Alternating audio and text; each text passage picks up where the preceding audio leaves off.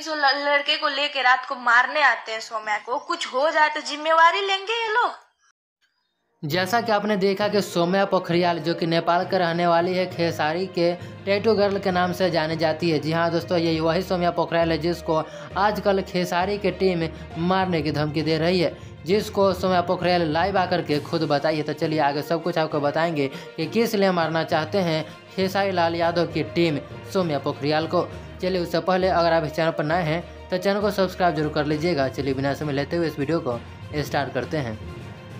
जैसा कि आप जानते हैं कि सौम्या पोखरियाल का वीडियो या कोई भी गाना खेसारी लाल यादव के साथ अब नहीं आ रही है। बहुत दिनों से हम लोग नहीं देख रहे, जैसा कि आप लोग भी नहीं देख रहे होंगे। जी हाँ दोस्तों, मैं आपको बता दूं कि कुछ विवाद हो गया है इन दोनों के बीच में। सौम्या पोखरियाल बोलती है कि खेसारी लाल यादव हमारे सर है और हमारे भगवान है, सब दिन उनको मैं मानूंगी। लेकिन खेसारी लाल यादव की जो टीम है वो सही नहीं है।